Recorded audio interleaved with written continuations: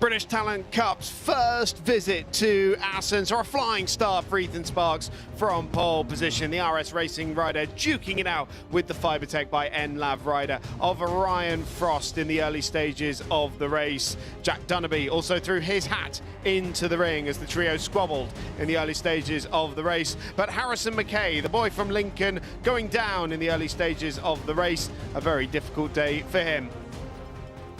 Again, the battle ensued between Sparks and Frost, with championship leader Filip Sorowiak also trying to muscle his way through in there as well. We saw great battles with Mason Foster and Jack Dunnerby there as well. There was Sorowiak just getting into the podium fight as they battled their way through the Russian hook. But red flag conditions were called because of the conditions, and just as it was at Brands, Ethan Sparks was victorious.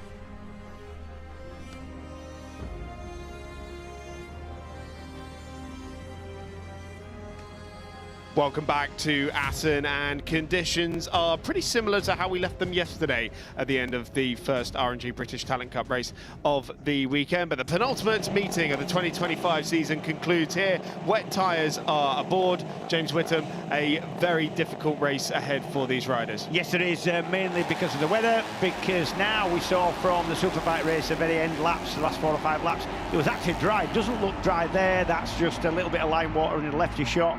But look, dry line that the riders are going on now. The good thing about running a wet on a very light, very low power bike like these is the fact they don't screw the wet up completely. They don't spin the rear wet tyre, so they can get away with a lot drier track with wets. Still, I think wets are possibly the wrong decision if it doesn't rain again, but who knows.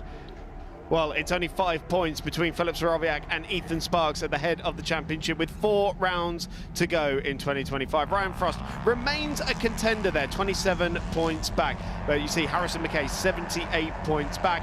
If he is not any closer than 75 by the end of 12 laps of running, then there will only be the 3 riders left in contention for the 2025 title, going to the Oulton Park finale. Here's how they line up. It's Clayton Edmonds on pole position, Mason Foster and Jack Burrows on the front row of the grid, then Filip Sorowiak, Ryan Frost, Jack Dunnerby, Ethan Sparks, Scott McPhee and Peter Willis on row 3, Josh Raymond Jr., Ben Jalith and Alexander Rowan. Then comes Dan Goodman, Harrison McKay, George Bowes, Isaiah Devine, Lewis Mullen, Jensen Bishop, Sam Munson, Charlie Huntingford, Dan Stevenson, Josh Williams, Lily Rose and Ben Hardwick at the rear of the field. And James, this is a little bit jumbled up. Clayton Edmonds finished 7th yesterday and he's on pole position. Yeah, because of the weather conditions. And I think what you might find here, we saw a couple of riders on the grid there with that previous shot definitely on wets front, wet rear tyres. But I think you might get somebody who's gone for a bit of a sort of risky strategy of an intermediate back and front. And if they have, they'll want to get somewhere near the front of the grid, get onto that dry line and stick to it like glue. Because if you run off that with intermediates, obviously less grip. You're going to get grip with the wets on the dry line early on, but as the tyres warm up and the race goes on, if it doesn't rain again, well, you're going to see those wearing out. So, hey, shock. Who knows? Who knows? Who knows, indeed. It's a 3-way title fight. With 4 races still to go, but a jumbled up hit grid here for the second race of the weekend in Assen could make things a bit spicy. Clayton Edmonds, who finished 7th yesterday, Mason Foster, who finished 6th yesterday, and then Jack Burrows, who took his best finish of the season, actually. The Ulster Superbike Moto 3 champion was 5th yesterday. Yeah, and the reason that's going to cause a few problems possibly is the fact that if you say Ethan Sparks, whether he's 3rd row of the grid. Yeah, 7th. Yeah, so he's got to go off the drier line, hence more grip, to go on to less grip to get past anybody who's on that dry line.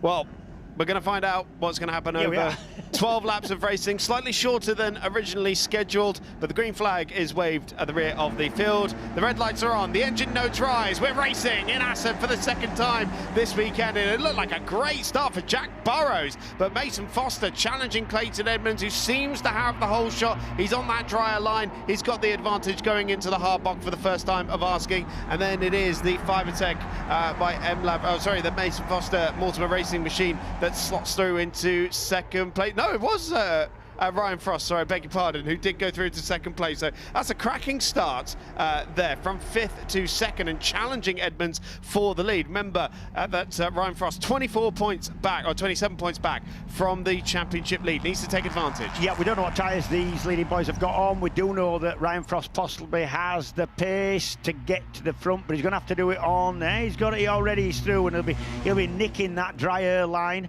And he's on it, and he'll stick into it. Perfect move. Yep, goes through into the lead, going into the Russian hook at turn 6. So Ryan Frost, Frosty, the Rhino, he is going through into the lead of the race. And that is good news for his championship. You see Filip Sorowiak in 4th position, and Ethan Sparks just 5 points behind him in the championship. He's directly behind him on the racetrack as well. Here comes the number 16 of Burrows, going for 2nd position. A podium finisher in his rookie year last year was Burrows, in a very wild Snetterton race. But now look at this, going for the lead, in fact, on Ryan Frost. He was very, very close to the rear of the Fibertech machine. I thought for a second he was going to have a pounce at him. Yeah, he will have a pounce at him somewhere. Jack Burrows from Northern Ireland, so no stranger to racing in changeable conditions, let's say. Let's be kind. On that RK Racing Honda. Young man from Cookstown. Yeah, Cookstown, 15-year-old. I'm sure he's seen plenty of great road racing over the years. Of course. And here he comes. Here he goes for the lead into the Timmer chicane. Is he late enough on the brakes? Yes, he is. So Jack Burrows, after his best finish of the season yesterday, now leads at the end of the first lap here. Ryan Frost demoted down to 2nd position with the pole sitter Clayton Edmonds and Mason Foster in close proximity. And it's side by side between the top 2 in the championship behind them as well, with Sparky and Sorowiak, and Dunnaby going through on Sorowiak as well. Yeah, Sparks goes through now into 5th. That's good for him. He's going forward and he'll see the leaders. I don't think he'll be too concerned at the minute. Well, the number 19, Scott McPhee, right in there as well. Of course, racing on the same weekend as his cousin John here this weekend. And he has had 3 consecutive 8th place finishes in a row, has Scott McPhee, having a cracking turn of form.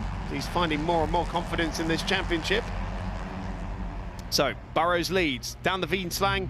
Here comes Ryan Frost trying to take the lead back again into turn 6, just as he did on the opening lap of the race. Yeah, Ryan Frost gets a good run out of Struben. That's the left-handed hairpin. Oh, he made a mistake there. I think he missed a gear going down the gearbox, did Ryan Frost.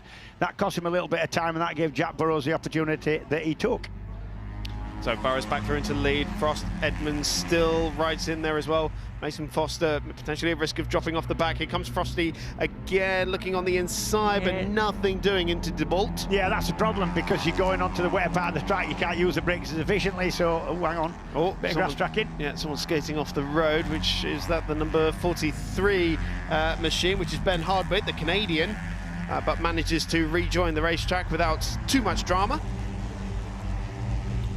So just saw a shot there of Scott McPhee ahead of Peter Willis, a Silverstone race winner, in even worse conditions than what we see here. Into the Ramshook, Frosty looking for a way through. Yeah, Sorowiak's getting his eye in here though. It's, Clayton Edmonds going for 2nd position now on Ryan Frost. So that's the 2nd time in 2 laps that Frost has been done on the brakes into the Timmer chicane. But Clayton Edmonds goes through into 2nd position. Frosty trying to take it back straight away, and was very nearly ahead even at the timing line on the brakes into the first corner. Oh no, he can't get it done down there, despite that dry line being a little bit wider there on the braking for the Harbocht. Wasn't able to get it done. No. Oh, can he do it at 2 or 3? No, still can't do it there. But again, like I said, they're having to stick to that dry air line, which is meaning to pass anybody, you've got to drift off that, and there definitely is less grip out there. Well, that must be so immensely frustrating as a rider. Frustrating, but also concentrating. You've got to concentrate so hard, because you know a little mistake will end up with a big consequence. So it's mentally quite draining in these conditions, especially when they're changing as often as they are now. Well, Frosty's got good run again down the Veenslang. So we're seeing very clearly Ryan Frost very quick into this bit of the racetrack, out of Struben, down the Veenslang and into the Russian hook, but maybe lacking a little bit of confidence on the brakes for the Timmer chicane. That could be crucial if it comes down to a last lap shootout. Yeah, Clayton Edmonds manning 3rd now. He's really quick round the faster stuff on the way back towards the Timmer chicane. So still Jack Burrows holding on to a nice advantage there.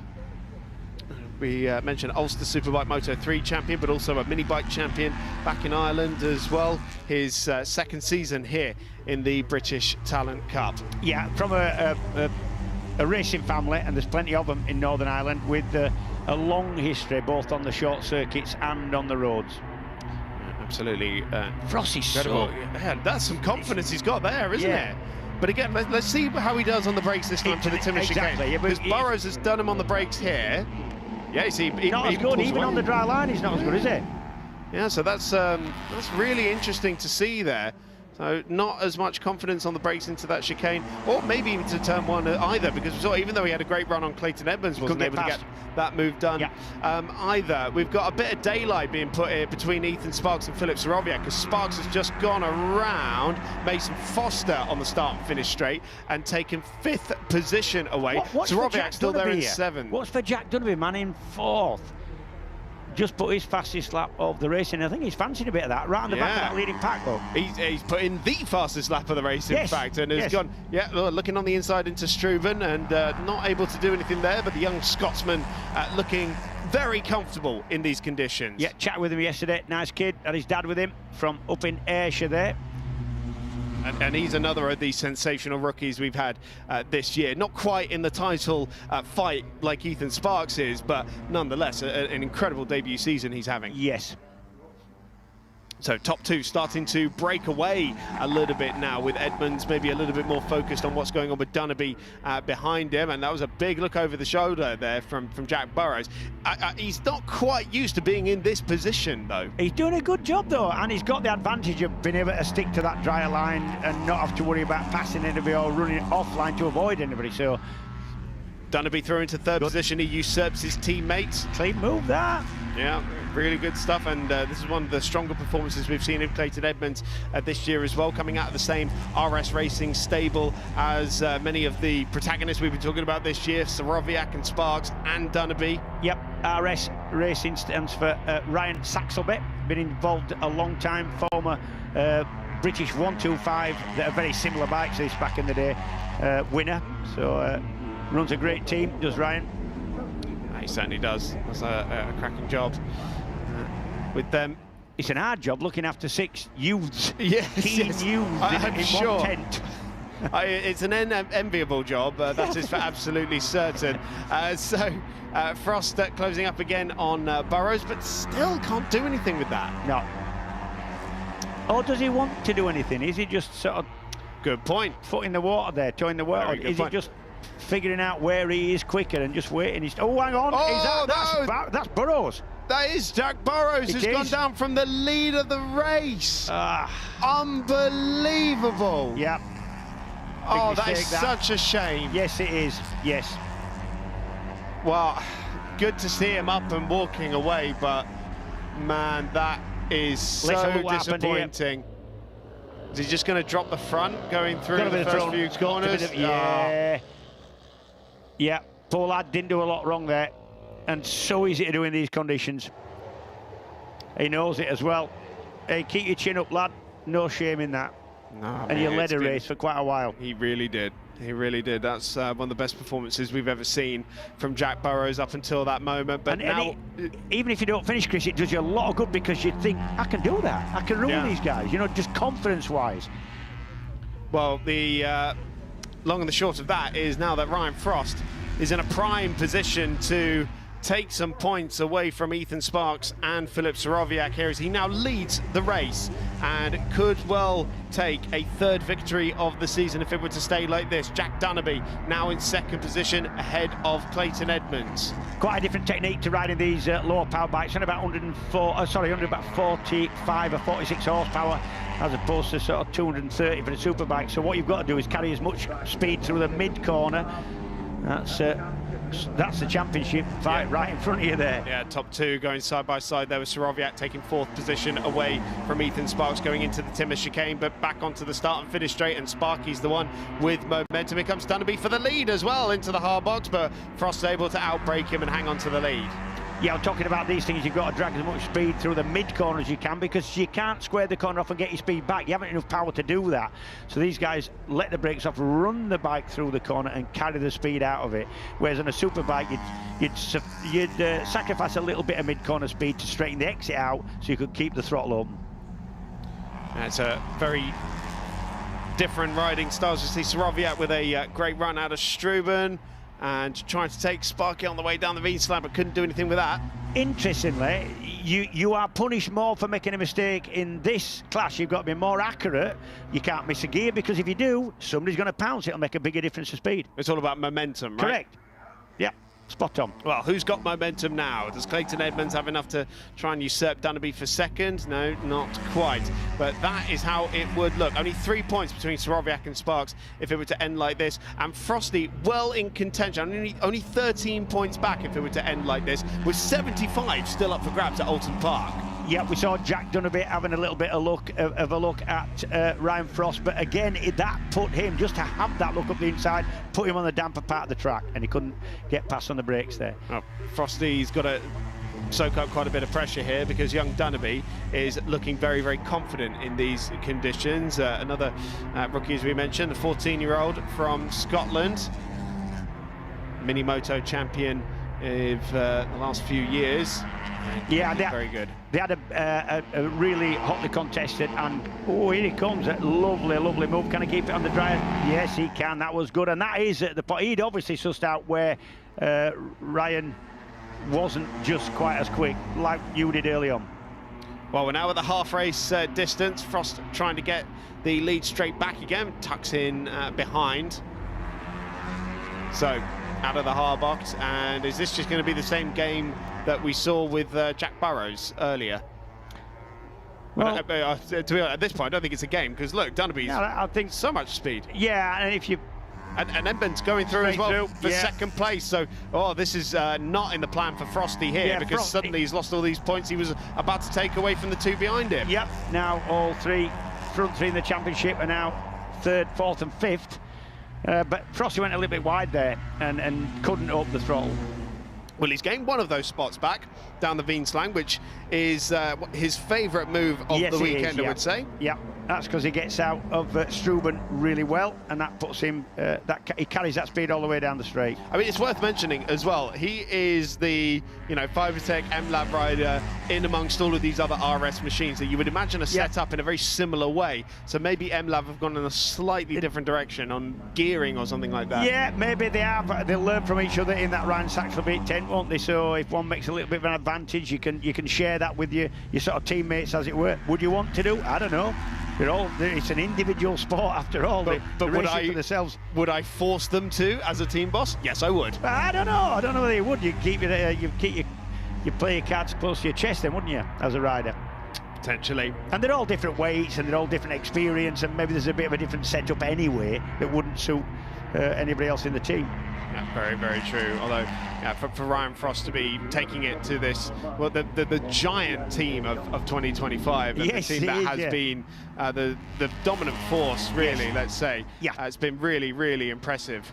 Look over the shoulder there from Jack Dunderby. He leads over the line by 0.2 of a second at the start of lap number 8. Ryan Frost still in close proximity. Clayton Edmonds, Ethan Sparks, Filip Soroviak, the championship leader, in 5th position as well. Chat with Ryan Saxelby, and I said, if you've got to weight a bike because you've got a lighter rider, where do you put the weight? He says, we get lead shot, and we'll put it inside the frame members. We'll put it, so they'll basically place it everywhere over the bike, so the bike feels exactly the same. No heavy lump of weight, one lump in any particular point. So it's a thinking team. He's a clever lad, is Ryan Saxelby, and these lads are benefiting from that. Absolutely.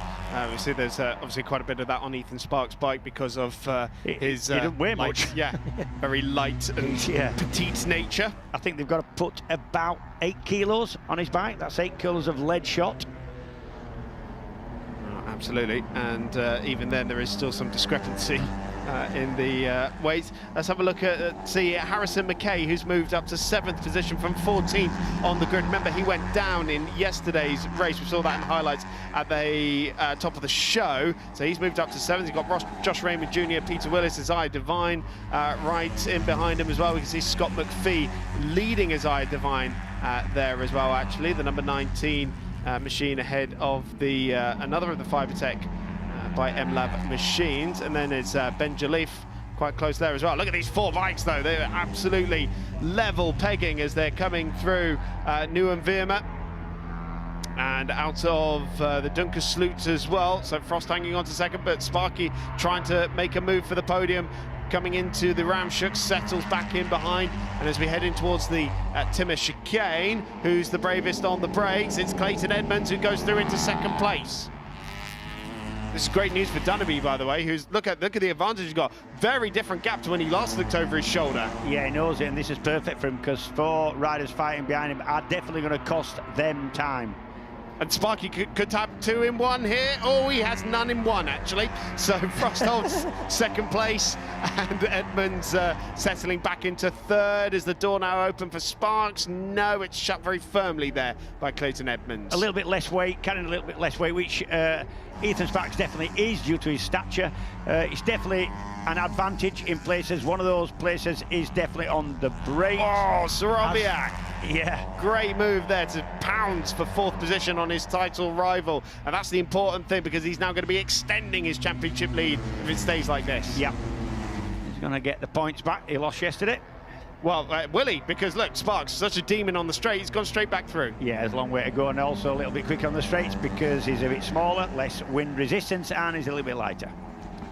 So it is a battle resumed then, and the British Talent Cup keeping us on our toes all season long. Cannot wait for the 3-way title fight in Alton Park with 3 races to round out the season. It's going to be quite the show. You can see Dunnerby was about 0.7 of a second quicker on the previous lap than the chasing pack. These 4 bikes are the squabbling for second position, and so Jack Dunnerby in a very good position here to take his first victory in the R&G British Talent Cup. Best finish of second so far this year. That was in race 1 at Brands Hatch. This is really warming up, this battle. Isn't it just? Yep. Yep. I feel like it's been brewing for a while, and it's about to boil over potentially as we'll up the inside, taking 3rd position away from Clayton Edmonds. Oh, so close to the back of the Fibertech machine. That was nearly a gap that disappeared, wasn't it? Yeah, wouldn't it just? That hasn't faced him at all, because here he comes going for second place. It's 3 laps to go as we cross the stripe. Sparky going through into second place, and with this manoeuvre could take the championship lead. Yes, yeah, if he finishes in second, especially if Soroviak stays where he is at the moment. Let's have another look at this with another angle, see just how close he got to the back of. Well, it wasn't actually as close as we thought from that angle, but it was still close. It would feel close. I bet. Yeah. So they're getting the move done into the hard box as well for second place on Frosty. And Sparks in a really great position here to take the championship lead ahead of the final meeting of the season.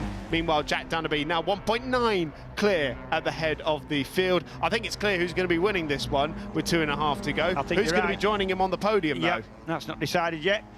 And 3 of the riders in this 4-train field are the championship protagonists as well. Incredible, brilliant racing once again here. So, a couple of different lines being used out of the Streckenval. Yeah, the line you pick with these bikes is the line that gives you most speed out of the corner, because you haven't got a lot of acceleration to kind of pick that up. Yeah, here it is. Confirmation. Ethan Sparks would lead by 2 points if it's a finish like this. I don't think it will. I'm going to say, do you think it is going to do? Would be. What is that? 16 points, I think. Yeah, between Frost and Sparks if it went like. They're still very much in contention with 3 races. Is that a bit of rain coming down, Chris? It does look like it. Yes. Is that this could definitely alter things. Here comes Frosty trying to take second place again. Doesn't have that confidence on the brakes though. So now we've got this rain in the air as well. Oh, you can see it really coming down. Yesterday's race was red flagged at the 2/3 distance because of the weather. We've got 2 to go. And do you know what? If the red flag this, depending on who had what tyres on the grid, they'll know that with the organisers. Well, you need to be at the front, and Frosty knows that. It should be everyone on wets, because it was declared a wet race. So everyone should be. You can still, if you think it's going to dry, you can put whatever tyres you want on. Well, it's. I think you're right, though. I think they are all wets. Yeah, I think everyone's on wets out there. So Frosty goes back through into second place. So that's the good news. A sudden downpour of rain isn't going to bring out a red flag in and of itself, because people shouldn't be skating off the road. So we should still get the full complement. And I spoke too soon. It's a red flag. I thought they might stop it. And so that is going to be a first victory of the season. And in the R&G British Talent Cup for Jack Dunnerby, and second position will go to Ethan Sparks. And you can see Philip Soroviak very miffed about that, because it's the same situation as yesterday. Yeah, but it's the same for everybody. And you know, as a rider, you think it's raining. They might stop this. It's past 2/3 distance. I've got to get to the front. Frosty knew that. Well, we see Frosty made that move, yeah, but it's moot now, because we've gone back to the previous lap. So Sparks is the one who gets second place. Okay, right. But what I'm saying is that the kind of the impetus is the same. You've got to do what you can if you think it's going to get stopped. Absolutely, you've got to be playing four-dimensional chess here, really, haven't you? So with that should be Ethan Sparks into the championship lead. With that, let's have a look. So it'll be 20 points to 13. Yeah, he'll have a 2-point lead going into the final meeting of the season at Alton Park, as the umbrellas are coming out here at Assen now. Ryan Frost a bit unlucky there, because it goes back to the last complete timing section, and it's literally 100 metres. If it had gone past 100 metres earlier, that would have been him in second. Well, anywho, that is unfortunately the way the cookie crumbles. But he is still very much in contention for this title going into Alton Park. But let's raise a glass to this boy, Jack Dunnerby, his first victory in the R&G British Talent Cup. Cracking stuff from Dunnerby, the young Scotsman. Yeah, and they had this weekend. They've had a lot to contend with. And remember, some of these lads done very, very little racing, so no experience. Not like you see with Superbikes, where everybody's got a lot of experience in different classes. They've got to cope with conditions like this. Not easy. Well done, man. Well done. Absolutely fantastic. And there is the celebrations in Parc Ferme. Yeah, what happens is race control tech, their cues from the marshals on site, the sector marshals from each individual marshal post will sort of call in, they'll radio in of what conditions are at that point. And remember, this track is long by thin, so it's quite, you know, you're almost a mile away from the bottom end of the circuit, you know, turns 8 and 9, and it can be completely different down there, which it was. Yeah, sort of similar to Paul Ricard in that sense as well, it is, isn't it, really? So we've had a little note as well about conditions at turns 10 and 11 were particularly difficult, so that's Mandeveen and the Dunkersloot. But the celebrations in Parc Ferme, Jack Dunnerby also coming away with the fastest lap of the race there. Ethan Sparks, your new championship leader, with 3 races to go. Still points. I must be leading the championship now. You are leading the championship, Ethan, yes. Someone tell him. Someone get the message over there. Yeah, he might be just leading it at the right time as well. Could well be. Could well be. Ryan Frost, unlucky in a sense to lose that second place spot, but nonetheless another podium finish for him, and really taking the fight to the dominant force of 2025, the RS squad. Yeah.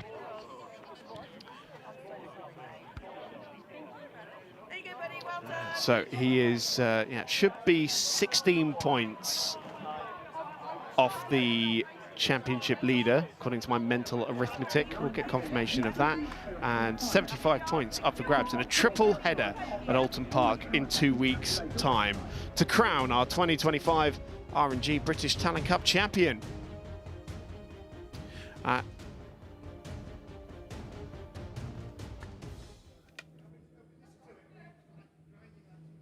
Jack Dunnerby, you've just taken your debut win here at Assen. I guess that's one of your first times here as well, so I'm guessing Assen is going to be one of your new favourite tracks. Yeah, I mean, honestly, ever since I went into first free practice, I just knew I loved it. And then when I seen the rain, I was like, oh, but yeah, it started to dry up, and then I knew I had the pace, so overtook Ryan. And yeah, I managed to pull a gap, so yeah, I'm really happy with the win.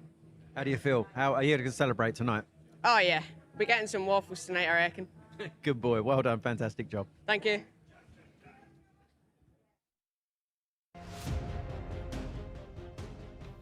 So results from the second race here in Assen. It's Jack Dunnerby for the first time on the top step with Ethan Sparks, your new championship leader, just pipping Ryan Frost there on that count back due to the red flag. Filip Sorowiak frustrated in 4th position once again here with Clayton Edmonds from pole position, 5th in the end, ahead of Mason Foster. Harrison McKay from 14th to 7th, ahead of Josh Raymond Jr. Scott McPhee in 9th. Peter Willis inside the top 10. In the points was Ben Jalif, Isaiah Devine, George Bowes, Alexander Rowan and Jensen Bishop. And we had one major casualty along the way, that was Jack Burrows falling out of the race from the lead. Very disappointing stuff for the Northern Irishman. So confirmation, it is Ethan Sparks who leads the championship now by just 2 points to Filip Sorowiak. Ryan Frost 26 back from the championship leader. He'll have to do a little bit of work to stay in the title hunt to the final race in Oulton Park, but he's got plenty of opportunities to do so. It is officially a 3-horse race for the title. Just further down the championships, he's Scott McPhee moving up a little bit further in there as well, but the title going down to the final meeting.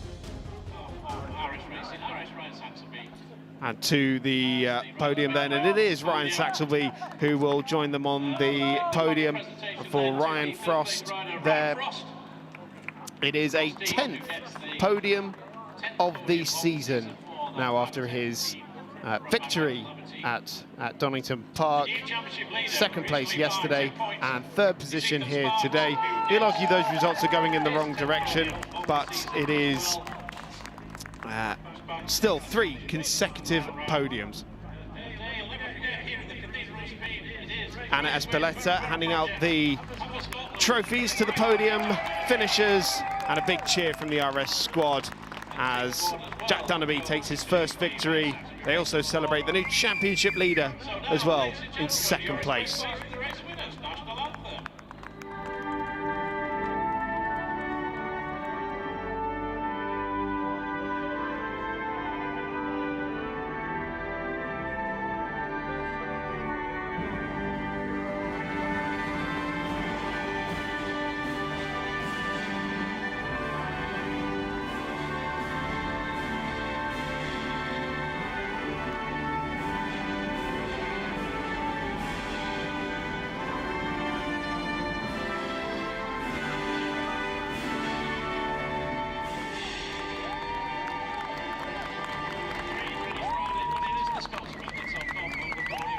Well, it is 3 races to go in the hunt for the title for the 2025 R&G British Talent Cup. The championship fight concludes in 2 weeks' time at Oulton Park.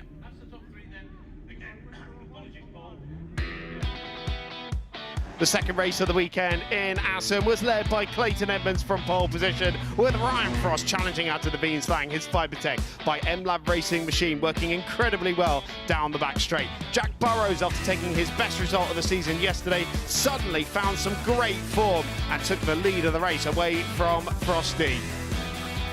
Wouldn't be too long though before Jack Burrows from that lead of the race would go down. A disappointing end to what was a very promising day at Assen. Jack Dunnerby squeezing through at the timber chicane on Ryan Frost to take the lead of the race. From there, he didn't really look back because everyone else was too busy squabbling with each other, with Ethan Sparks getting very close to the back of Frosty's bike, going into the timber chicane, moving up into 3rd position, allowing Dunnerby to move clear. Sparky and Frosty battling into the 1st corner, but then the rain arrived and the red flags coming out, which meant that with a couple of laps to spare, it was Jack Dunnerby for the first time in the British Talent Cup.